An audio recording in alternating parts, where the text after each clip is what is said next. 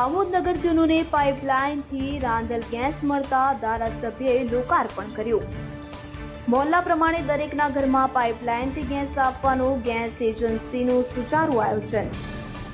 તો આમોદ નગરજનોને છેલ્લા ઘણા સમયથી ગેસ લાઇનની માંગણી હતી કે જે ગુજરાત ગેસ એજન્સી દ્વારા હાલ કાછિયાવાડ વિસ્તારમાં રાંધેલ ગેસ પાઇપલાઇનથી મળતો થઈ જતા લોકોમાં આનંદ છવાયો હતો, જે બાબતે આમોદ કાછિયાવાડ ખાતે લોકાર્પણનો કાર્યક્રમ ધારાસભ્ય ડી.કે. સ્વામીના અધ્યક્ષસ્થાને યોજાયો હતો।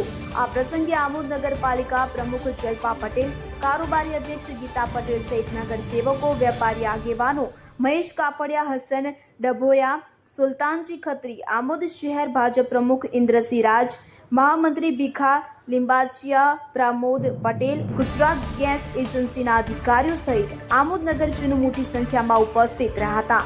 ધારાસભ્ય ડી.કે. સ્વામીએ જેમના ઘરમાં ગેસ ચાલુ થઈ ગયો હોય ત્યાં પૂજન કરી રાંધેલ ગેસની શરૂઆત કરાવી હતી। આ પ્રસંગે ગુજરાત ગેસ એજન્સીના અધિકારીઓએ હાજર લોકોની સલામતીના ભાગરૂપે કેટલાક સૂચનો કર્યા હતા।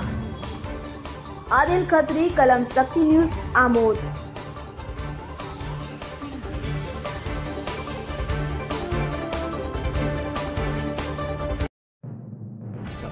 આજના પવિત્ર દિવસે એટલે કે નવરાત્રિના પ્રથમ દિવસે આમોદ ખાતે પાઇપ નેચરલ ગેસ આજે આમોદના ઘણા બધા ઘરોની અંદર શરૂ કરવામાં આવ્યો।